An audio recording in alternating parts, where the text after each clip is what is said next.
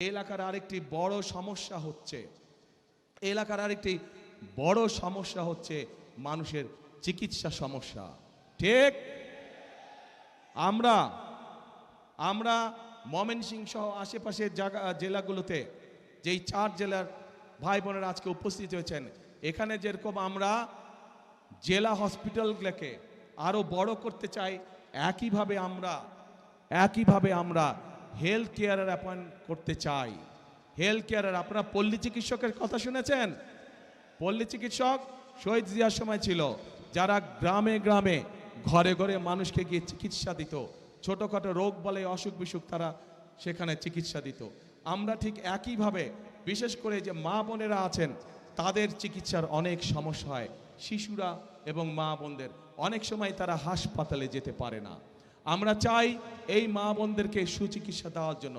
আমরা চাই মা বোনেরা সহ শিশুরা যেন ঘরে বসে চিকিৎসা পেতে পারে, ছোটখাটো অসুখ বিসুখের চিকিৎসা যাতে তারা সেই সেবা যাতে, সেই জন্যই আমরা চিকিৎসা ব্যবস্থাকে উন্নত করতে চাই। চিকিৎসা ব্যবস্থা আমরা হেলথ কেয়ারার নিযুক্ত করার মাধ্যমে চিকিৎসা ব্যবস্থা আমরা তাদের ঘরে ঘরে পৌঁছে দিতে চাই।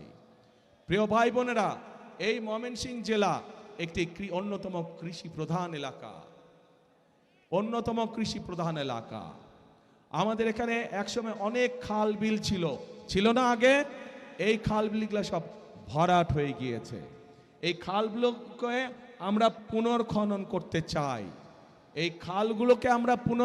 করতে চাই। আবার এখন এই খাল পুনর্খনন করার জন্য কে কে কোদাল হাতে নেবেন? সারা জেলায় খাল পুনর্খনন কে কোদাল হাতে নেবেন? আমি কিন্তু থাকবো সেদিন আপনাদের সাথে, ঠিক তো? ইনশাআল্লাহ। তাহলে আমরা খাল খনন করব। এবার আমার একটা জিজ্ঞাসা আপনাদের কাছে। আপনারা তো এতক্ষণ আমাকে জিজ্ঞাসা করলেন যে ভাই ধানের শীষে তো ভোট দিব, কিন্তু বিএনপি কি করবে আমাদের জন্য? এটাই তো আপনাদের জিজ্ঞাসা ছিল আমার কাছে, তাই না? তা আমি তো বললাম বিএনপি ইনশাআল্লাহ সরকার গঠন করলে আমরা কি করব বললাম না এতক্ষণ? সংক্ষেপে বলছি আরো অনেক কাজ আছে, আরো অনেক কাজ করব আমরা ইনশাআল্লাহ, তবে সংক্ষেপে বললাম আপনাদের কাছে। এখন আমার একটা জিজ্ঞাসা আছে আপনাদের কাছে। আপনারা যে বললেন এই কাজগুলো করলে আপনাদের উপকার হবে, কিন্তু তার আগে তো ভাই আপনাদেরকে একটা কাজ করতে হবে। কি সেই কাজটা বলেন তো? শুনি না। ইয়েস, 12 তারিখে ধানের শীষকে জয়যুক্ত করতে হবে। এই যে আপনাদের সামনে 24 জন ব্যক্তি দাঁড়িয়েছে, 24 জন মানুষ দাঁড়িয়েছে, প্রত্যেকের হাতে দেখেন ধানের শীষ, দেখছেন?